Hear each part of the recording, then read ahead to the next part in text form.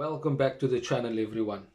We did have a goalless draw against Leeds, but over the weekend itself, we saw that Brian Mbeumo is a done deal.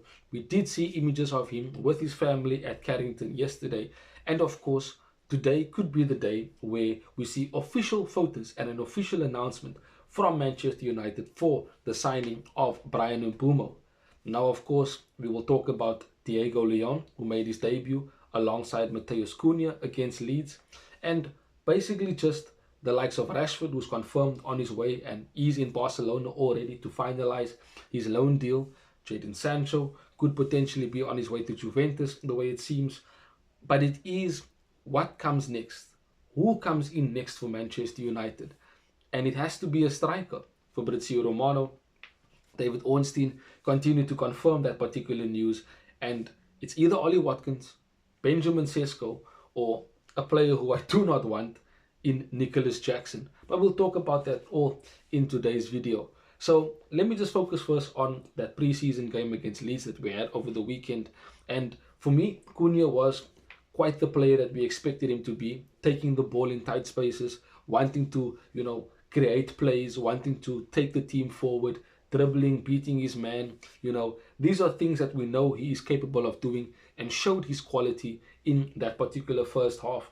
There was a bit of a struggle trying to, get the ball through midfield, and that's basically because of who we had playing there in Casemiro, and Toby Collier, who will improve as a player. But for me, Diego Leon was a bit of a standout based on how he started. There were mistakes and faults, but he learned from them after he was 1-2'd, and he looked much better after being guided by Luke Shaw, who I think will probably have a bit of competition with the likes of Aiden Heaven, that showed another good performance when he came on in the second half. Likewise with Lenny Yoro, of course, showing his elite defending and how he has improved since last season, which was his first season at Manchester United. You couldn't really put too much strain and arguments into the way Manchester United played, and we did try and score goals, we did try and push forward, but Leeds defended well, and credit to them, they did defend quite well. And maybe with a better striker and another chance creator with Brian Mbeumo coming in, we will probably break down teams like Leeds United who tend to sit back in a low block. But it is a 0-0 draw, and we have to just move on to the next one. It will of course be in the USA on Sunday, so Monday morning, if you want to put it that way from my perspective. But it certainly will be much different, and Brian Mbeumo will be part of the preseason tour, and we will get to see him in all his glory as a player. We'll see how we can link up with Cunha, how we can link up with the likes of Bruno, Ahmad, etc., and just what he would bring to the right hand side from that number 10 position. We know Ahmad can play there, but Ahmad started at right wing back against Leeds, so you most likely will see Ahmad at right wing back, and of course Brian Mbeumo in that right 10 position. And of course this might allow Højlund to have more opportunities for him to play higher up, because him and Cunha will want to have the spaces in between the midfield and the forward line in order to play, in order to dictate, in order to create chances, and of course maybe create chances for themselves. So this might be a benefit to Højlund, but we will have to wait and see if Højlund is the player that we want him to be. There is still, talk of any club in Italy that does want to sign Rasmus Højlund, and perhaps that might help us with Rashford being on his way to Barcelona. As I said, Sancho going to Juventus, Anthony still wanted by Real Betis.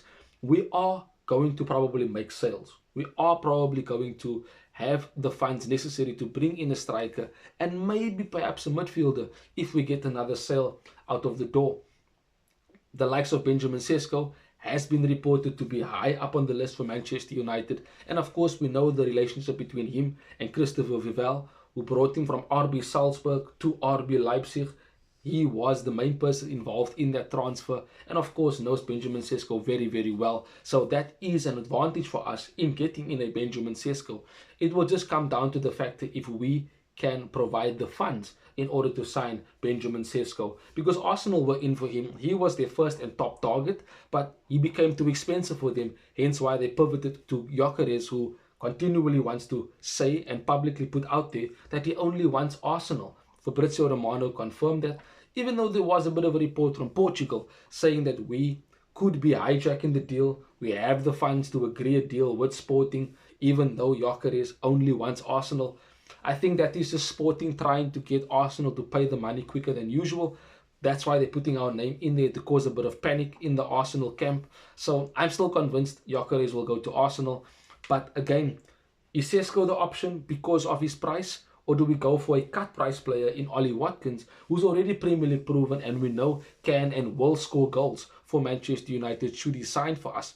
Especially with the likes of Bruno, Cunha, Mbeumo, Ahmad, etc. and Dogu, who played excellently against Leeds United.